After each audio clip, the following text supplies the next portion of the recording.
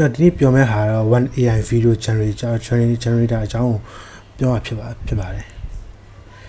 ဒီ one AI ကိုကျွန်တော် Alibaba Institute of Intelligence ကနေဖန်တီးထားတယ် Alibaba ကကျွန်တော်ဒီ China ရဲ့နည်းပညာကုမ္ပဏီတစ်ခုဖြစ်တယ် Institute of Intelligence ဆိုတာတော့ဒီဟာအတွက်AI research လုပ်တဲ့သူ့နာဌာနပေါ့ပြီးတော့ one AI ကကျွန်တော် text to video ဒီစာသားနေ video ဒါမှမဟုတ်ရင် image to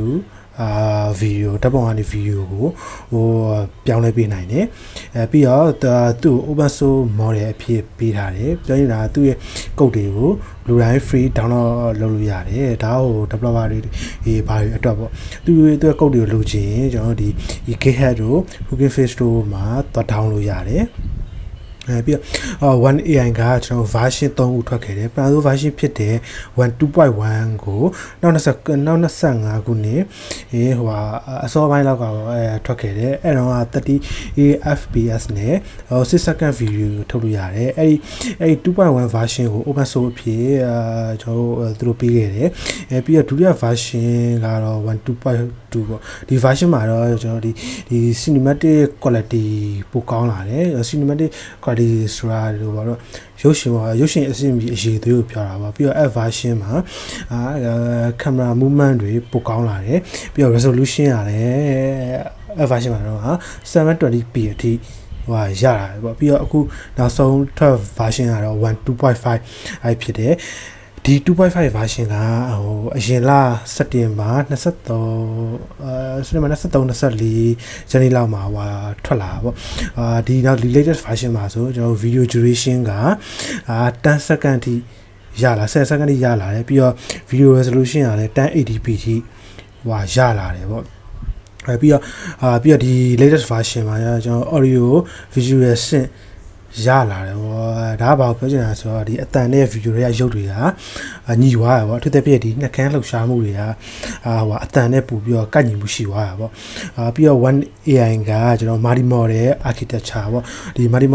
multi model ဆိုတာဗျာဒီဘယ်လို text တွေ image တွေ video တွေ audio တွေအကုန်လုံးကိုသူလက်ခံနိုင်တယ်အဲ့လိုပေါ့လက်ခံနိုင်ရပြောတော့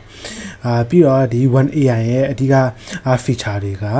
ခုနပြောခဲ့သလိုပဲအရင်က video duration 5 second 6 second ကနေအခုက10 second ထိရလာတယ်ပြီးတော့ video resolution ကလည်း 1080p ထိရလာတယ်ပြီးတော့ audio visual ဆင်ရလာတယ်ခုနပြောသလိုပဲ voice လှုပ်ရှားမှုနဲ့အတန်တွေကကန့်ညီလာတယ် sound effect တွေပိုကောင်းလာတယ်ပြီးတော့ခုနပြောသလိုပဲ multi model support ပေးတယ် image နဲ့text နဲ့ဒီအတွက်သုံးလို့ရတယ်ဒါမှမဟုတ်ရင် video နဲ့ audio နဲ့လည်းအတွက်သုံးလို့ရတယ်ပြီးတော့ photorealistic image တွေကို generate လုပ်လို့ရတယ် photorealistic ဆိုတာတော့ဒီဓာတ်ပုံအပြင်မှာဗျာတကယ် real world မှာတကယ်ရိုက်ထားသလိုအရေးသွေးမျိုးရှိရပုံတွေပေါ့ပြီးတော့ conversation နဲ့ editing ပေါ့ဒါ edit လုပ်တာမျိုးပဲဥပမာဒီပုံရဲ့ background ကိုပြောင်းရပါတော့ပြတခြား edit လုပ်လို့ရတဲ့ feature တွေရှိရဲဒီမှာပြီးတော့နောက်ဆုံးတော့ cinematic quality ရတယ်ဗျာသူရဲ့ video က cinematic quality ရတယ် okayပြီးတော့ဒီ one AI ကိုဘယ် platform တွေမှာသုံးလို့ရလဲဆိုရင်ပထမဆုံးတစ်ခုကဒီ one AI ရဲ့ official website ဖြစ်တဲ့ one.video ဆိုတဲ့ဒီ website မှာသုံးပြလို့ရတယ်အဲ website ကဒီသူ့ရဲ့ official website ဆိုတော့ update တွေဘာတွေရှိရင်အဲ့မှာချက်ချင်းရတယ်အဲ website မှာ video ထုတ်ရင်လုံးဝ free တော့မဟုတ်ဘူးဒါပေမဲ့နေတိုင်း credit 10ခုရတယ်ပြီးဒီကောင်ကိုဘယ်လိုသုံးမလဲဆိုတော့ကျွန်တော်ပြပေးမယ်ပြီးတော့နောက်တစ်ခုက face AI ဆိုတဲ့ profile သုံးလို့ရတယ်ဒါပေမဲ့ဒီ AI တော့တာမန် user တွေတော့မဟုတ်ဘူးဗျာသူ developer တွေတော့သူ developer တွေတော့ဗျာဒီသူ့ရဲ့သူ့ရဲ့ API ကိုယူပြီးသုံးမဲ့သူတွေအတွက်ပေါ့ပြီးတော့ Zo AI platform မှာလည်း one AI ကိုသုံးလို့ရတယ်ဒါပေမဲ့ Zo AI platform ကone AI တွေမဟုတ်ဗျာတခြား clean တို့ video 3တို့နဲ့လည်း video ထုတ်လို့ရတယ်ဒါပေမဲ့သူ့မှာ free တော့မရဘူးသူက last J ပေးရတယ်ပြီးဒီကောင်လည်းဘယ်လိုတောင်းလဲဆိုတော့ကျွန်တော်ပြမယ်ပြီးနောက်တစ်ခုကကြတော့ his fee ဆိုတဲ့ AI platform မှာလည်းနောက် one AI ကိုသုံးပြီး video generate လုပ်လို့ရတယ်ဒီကောင်ကလည်းခုန Zo AI လို့ပဲ free တော့မရဘူးlast J ပေးရတယ်ပြီးဒီကောင်လည်းဘယ်လိုသုံးပြရမလဲဆိုတော့ကျွန်တော်ပြပေးမယ်ပြီးတော့ဒီ one AI ကိုသုံးပြနိုင်တဲ့နယ်ပယ် သူကထုံးတာဗျာ video generation လုပ်ရဆိုတော့ကျွန်တော် content creation မှာလည်း content creation မှာလည်းကျွန်တော်တို့ဒါသုံးလို့ရတယ် content မှာလည်းသုံးလို့ရတယ်ပြီးတော့ marketing အတွက်မှာဆိုရင်လည်းသုံးလို့ရတယ် education မှာဆိုလည်းသုံးလို့ရတယ်ပြီး business တိုင်းမှာဆိုလည်းသူ business နဲ့ကိုက်ညီတဲ့ video ပါဗျာတင်မှာကို idea ရှိသလိုထုတ်ပြီးသုံးလို့ရတယ်ပြီးတော့ creative art တွေမှာသုံးလို့ရတယ်ပြီးတော့ video production မှာဒီမှာအသုံးပြုလို့ဟိုရတယ်ပေါ့ပြီးတော့သူရဲ့ဟို pricing မှာ pricing ဒါကျွန်တော်နမူနာပဲနေပြတာဗျာ 1.2.5 preview ဟိုကထွက်နေပြီသူ API version ကလည်းထွက်ပြီဒါပေမဲ့ 1.2.5 အတွက်ကကျွန်တော်ဒီ open source မရသေးဘူးဗျာ open source ကသူ developer တွေအသုံးပြုမဲ့ဟိုကုတ်တွေပါဗျာအဲ open source တော့မရသေးဘူးဥပမာခုနက developer တွေ API ဘာခေါ်သုံးကြတယ်ဆိုဒီ free.ai မှာသုံးလို့ရတယ်ဒါ API ခေါ်သုံးမဲ့ဆိုရင်တော့သူက quality နဲ့ခွဲထားဗျာတစ်စက္ကန့်ကို 480p ဆိုရင်တစ်စက္ကန့်ကိုဘယ်လောက်ဒေါ်လာဘယ်လောက်720p ဆိုရင်တစ်စက္ကန့်ကိုဒေါ်လာဘယ်လောက် 1080p ဆိုတစ်စက္ကန့်ကိုဟိုဒေါ်လာဘယ်လောက်ပေါ့အဲ့လိုမျိုးဟိုခွဲထားတယ် okay အဲ့ဆိုရင်အခုကျွန်တော်ခုနဟိုဟာရောစမ်းပြမယ်နော်အခုပထမဆုံးကျွန်တော်ဒီ 1AI ကိုစမ်းပြမယ်တော့ browser မှာဒီ 1.video ဆိုတာကိုရိုက်လိုက်တဲ့အခါကျမှဒီသူ့ရဲ့ဒီ interface ကြာလာမှာဗျာအဲ့မှာတော့ဘာညာပါဗျာဒီမှာအများကြီးသူပြထားတယ်ဗျာဒါလိုက်ကြည့်လို့ရတယ်ကျွန်တော်ဒါစမ်းမယ်ဆိုတော့တော့စမ်းရတော့ feature ရှိရ open source ရှိရ API ရှိရ open source ဆိုတာကကုတ်တွေပါတယ် down ဆွဲလို့ရမယ် API ကြတော့ဒီ developer ရဲ့ API ပါရေးသုံးပြီးတော့လုပ်လို့ရတယ်ပေါ့ဗျာအခုကျွန်တော်တို့ဒါစမ်းကြည့်မယ်ဒီ try now နေတဲ့အခါဒီလိုကြာလာမယ်ကျွန်တော်မင်းညလည်းစမ်းတာဒီမှာကျွန်တော်အခုလက်ရှိသူကနေတိုင်း credit 10ခုရတယ်ဗျာပုံမှန်ဝင်ယူလို့ရတယ်သူကဒါကတခြားလူတွေဖန်တီးထားတဲ့ဟာအကုန်လုံးပြပါဗျာဒီမှာလည်းကိုနမူနာရေးပါညာအဲ့လိုကြည့်လို့ရတယ်ဗျာနမူနာရေးပါရေးသူဒါက image ပေါ့ဒါသူရဲ့ prompt တွေပါရေးပေါ့ဗျာ image တွေဒါ video ဆိုတဲ့ video ရဗျာဒီမှာသူဒါသူရဲ့ prompt တွေပေါ့နော်သူထုတ်တဲ့သူရဲ့ prompt တွေရှိတယ်ပြီးတော့ဘယ် one version သူဒါကြောင့်1.2 နဲ့သုံးထားတယ်ပြီးတော့ 1080p ratio က 60/9 ပေါ့အဲ့လိုမျိုးပေါ့အဲ့ဒါကြလို့ကျွန်တော် generate လုပ်ချင်ဆိုရင်ဒီမှာဒုတိယ tab ဖြစ်တဲ့ generate ဆိုတာနှိပ်လိုက်နှိပ်ရဒီမှာပေါ်လာလိမ့်မယ်ဒီမှာကျွန်တော်ဟိုလောက်ထားတဲ့ဟာရှိတယ်ဟိုမှာအခု image မိုက်ရဗျာကျွန်တော်ဒါလေအတန်အစားတော့မိုက်တယ်ဘာကြီးတော့မိုက်အဲ့ဒါကျွန်တော်ဘဲပုံကျွန်တော်လှုပ်ထားရလဲဆိုရင်ဒီမှာဗျာဒီပုံကိုကျွန်တော်တို့ဒါဟိုဟာထည့်ပေးလိုက်တာပေါ့ဗျာထည့်ပေးလိုက်တော့ဒီလိုမျိုးရလာတယ်အဲ့တော့ကျွန်တော်ဒီ 1AI မှာကျွန်တော်စပြီးတော့ဒီ video generation ဘယ်လိုလုပ်မလဲဆိုတော့ဒီအမှသူ test box ရှိတယ်လေဒါတော့ထိလိုက်လာရင်တော့ဒီလိုဖြစ်သွားတယ်ဗျာအဲ့မှာဒီမှာ image ရွေးလို့ရတယ်ကိုလုပ်ချင်အောင်နှားဆိုကျွန်တော်ဒီဟိုပါဝုန်းလေးပုံထည့်လိုက်တယ်ပြီးတော့ဒီမှာကိုရေးချင်တယ်ကိုထည့်ချင် prompt ပေါ့ကိုဒီ image ကလေးဘယ်လို video မျိုးလုပ်ချင်တယ်ပါညာပေါ့ဗျာဒီမှာထည့်လို့ရတယ်ပြီးအောက်မှာသူ tag လေးရှိရဗျာအဲ့ပထမဆုံး tag ကဒါကျွန်တော်က video generate လုပ်မှာဆို video ရေး image generate လုပ်မှာဆိုရင် image ကိုရေးသူ avatar generate လုပ်မှာဆို avatar ရေး avatar ဆိုရင်သူ back character လဲပြီးတော့ဟိုပါပြီး speed audio ပေါ့ audio ကဘာလဲ audio file မှာထည့်ပြီးရလားပုံအပြင် audio file မှာထည့်ပြီးရတယ်ခုကကျွန်တော် video generate လုပ်မှာဆိုတော့video ရွေးပြီးဒီမှာသူ image to video လား text to video လားပြီးတော့ effect လား extend လားဘာညာပေါ့စုံစည်းနေရဗျာဟိုကိုရောရွေးရတယ်အခုက image to video ဆိုတော့ image ကကျွန်တော် video ပြောင်းမှာဆိုတော့ image to video ရွေးပြီးရင်ဒီ version ရွေးလို့ရတယ် 1.2.1 လား 2.2 လား 2.5 preview ဒါပေါ့အခုကတော့ 1.2.5 preview ကိုရွေးထားတယ်ပြီးတော့ကျွန်တော် quality ရွေးလို့ရတယ် quality ကကျွန်တော် 480p ရှိရယ် 720p ရှိရယ် 1080p ရှိရယ်ပေါ့720p နဲ့ဒီ5စက္ကန့်ထုတ်မယ်ဆိုဒီမှာ credit 10လေ credit 10ခုကုန်မယ်တကယ်လို့ 4D ဆိုရင်5စက္ကန့်ကို5ခုပဲကုန်မယ် credit တကယ်လို့ 1080p ဆိုရင်ရော5စက္ကန့်တော့ဟို20လောက်ပါကုန်လိမ့်မယ်တလားဒါပေမဲ့သူအခုအကုန်လုံး0ဖြစ်သွားတာတော့လုပ်လို့မရတော့လေကျွန်တော်မှာ10ခုပဲရှိတာဆိုတော့လေ credit 10ခုပဲရှိတာဆိုတော့အဲကြောင့်မို့ကျွန်တော် credit 20ကိုမှရှိလောက် credit ပြကိုမှချိန်ပြီးတော့ဒီမှာ credit 20နဲ့ဒီမှာ5စက္ကန့်လုပ်မယ်ပြီးတော့10စက္ကန့်လည်းလုပ်ရတာစက္ကန့်ဗျာဒီ video duration ကိုဘယ်လောက်ထိဘယ်စက္ကန့်ကြီးလုပ်ချင်လဲဟိုဒါ50ဒါယူလို့ရမယ်ပြီးရင် audio ကဒါကသူရဲ့ 1.2.5 ရဲ့ဗျာခုနကကျွန်တော်ဒီ video မှာဆိုဒီမှာဆိုရင်ကျွန်တော်ဒီ audio ပါလာလေအဲဒါ audio generate ထည့်ထားတာနောက်ကနေပြီးတော့ဒီ video နဲ့ live ဖတ်မဲ့ audio ထည့်ထားတယ်ပြီးတော့ဒါက camera camera movement တွေရောဗျာ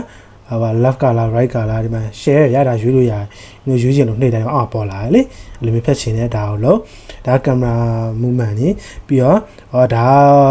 ကျွန်တော် setting ပေါ့ဗျာဒါကျွန်တော်အခုဒီ credit နဲ့ကျွန်တော် generate လုပ်ပါဗျာ credit နဲ့မဟုတ်ဘဲနဲ့ free ရဲ့ generate လုပ်ရတယ်ဒါပေမဲ့အရန်ကြာလို့လည်းကျွန်တော်စမ်းကြည့်ရအောင်လေတော်တော်ကြာနေ့လည်လောက်တာညထိမရနိုင်သေးဘူးအဲ့ကြောင့် credit နဲ့လောက်တာကြာမြန်ဗျာ3မိနစ်4မိနစ်လောက်ပဲအဲ့ဒါဝင်ချင်ပဲမြန်တယ်အဲ့တော့ဒါကျွန်တော် 1AI မှာဗျာဒါအသုံးပြုလို့ရပုံစံပါဗျာအခုမှစမ်းကြည့်ပေါ့ဒါ generate လုပ်တဲ့ဟာပြဒီမှာ edit ပါရှိတယ်ဒါကြောင့်ကျွန်တော်မစမ်းဘူးဗျာဒီမှာသူ edit ပါလုပ်လို့ရတယ်လို့ဒီမှာပြောထားတယ် edit တွေဒါကို project ဒါ access ကို access ဒါကျွန်တော်ရဲ့ video နဲ့ generate လုပ်တာ video လေ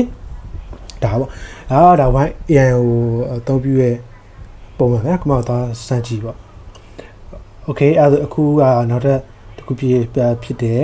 Zoom AI ပေါ့Zoom AI ဆိုရင်လေကျွန်တော် browser မှာ Zoom AI လို့ရပြီးတော့ရတဲ့အခါဒီမှာထိတ်ဆုံးမှာ Zoom AI ဆိုပြီးရှိရဲအဲ့ဝင်လိုက် okay ဝင်တဲ့အခါတော့ဒီလိုမျိုးပါတကယ်လို့ကျွန်တော် login ဝင်ရသေးရော login ပါရောဝင်ပါဗျာအခါကျရင်ဒီမှာပေါ်လာပြီ okay ဒါတော့ကျွန်တော် login ဝင်ထားတော့သူ့ရဲ့ main home page okay main home page ကအခုမတွေ့ရတော့ကျွန်တော် login ဝင်လိုက်တော့ main home page ကိုမတွေ့ရတော့ဘူး okay ဒီမှာ generate လုပ်ချင်တော့ဒီ image ထုတ်မှာလားပြီးတော့ video ထုတ်မှာလား image ဆိုရင်နာနို banana ရဲ့ပါညာဗျာသိရမလားနာနို banana ရဲ့ပါရတယ် image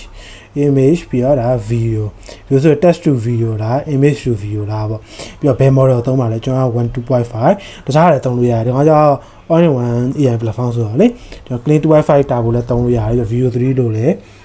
သုံးလို့ရတယ်အဲ့တော့ကိုသုံးကြည့်တဲ့ model ရွေးပြီးရင်ကိုဒီချက် image ကိုရွေးပြီးရင်ဒီ prompt ထည့်ပြီးတော့ generate လုပ်လိုက်အခါကျတော့ဒီဟာဟိုတောင်းပြီနော်ကျွန်တော် last CG ပေးရဆိုတော့လေဒီကွာ last CG ပေးပြီးတော့လုပ်ချင်ဒီ upgrade နေလိုက်အခါကျဒီမှာဒါရီယာလေး last စီ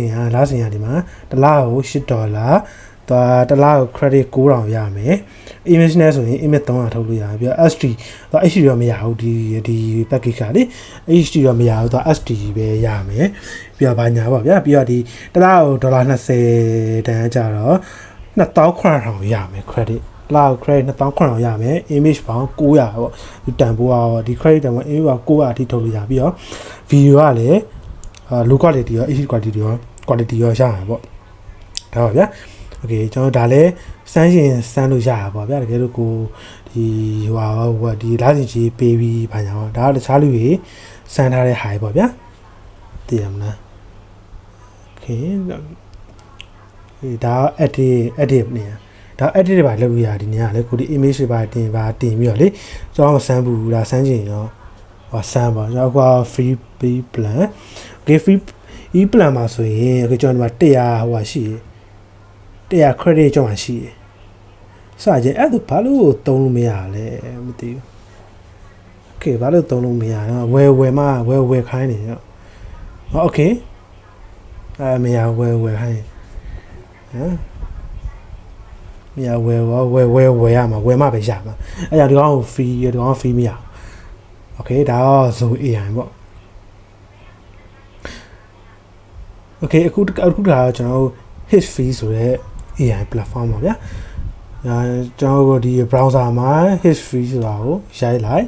ရခါဒီ browser သုံးဟာဒီ AI power video and image generation History အောင်နှိပ်လိုက်ရခါဒီမှာသူကစုံစီနေရတယ်ဗျာသူကကြည့် image video ဘာညာရတာစုံစီနေ share ပဲသူများထုတ်တာ okay ဒီမှာသူ plan တွေပါသူ free ရောမရဗျာ plan တွေပါဒီ unlimited bundle လို့ပါ plan တွေပါဒီမှာတစ်လားကို$49ဒီကောင်ကတစ်လားကို$249နော်သူရဲ့ဒါ rule တွေပေါ့ဗျာ rule တွေရေးတာကိုနဲ့ကိုက်ညီများကိုဝယ်ခြင်းရောက်ဝယ်ပါဗျာဈေးတော့နေဟိုပါဖြစ်တယ် okay ကျွန်တော်ဒါဆိုရင်ကျွန်တော် video ထုတ်ချိန်မှာ video သွားလို့ရတာဗျာ video generation ねအဲ့ video generation မှာဒါသူကြိုက်တာကွာokay ရေးရခဲ့ဒါ video generation ပါဗျာအဲ့မှာသူ model ဒါတော့များရင် model ရကြည့် တော်ယူအများကိုရင်းရမော်တွေရွေးပါညာဘာတော့ print ထဲပြီးရင် image ကိုထဲပြီးတော့ duration ကဘယ်လောက်ရွေး resolution ကဘယ်လောက်ပါညာပြီးတော့ ratio ကဘယ်လောက်ဒီပါညာပြီးရင် generate အဲဒီမှာလောက်ပေါ့ credit တွေပါရင်သူကပုံမပေးဘူးလား credit တွေတောင်မပေးဘူးအဲကြောင့် profile နဲ့ဝင်ကြည့်လိုက်အကောက်ဝင်ရလေအကောက် create လုပ်ထားတယ် credit တွေပါရင်တော့အပိုမပေးဘူး okay ခါမှကျွန်တော်မွေဘူးဗျာ okay ဒီမှာဒီ plan ဒီမှာဒီ plan လည်းရှိသားပဲဒီမှာ cloud ဒီမှာ$29ခုနကဒီအားစားပြတယ် pro ရယ် animate ရယ် creator ရယ် okay ဒီမှာ basic လည်းရှိတယ် basic ကကြာ$9ပေါ့ဒီမှာသူရဲ့ video model ရပါရမယ်ညာရမယ်နော် okay နော်အဲ့တော့ကျေးဇူးတင်ပါတယ်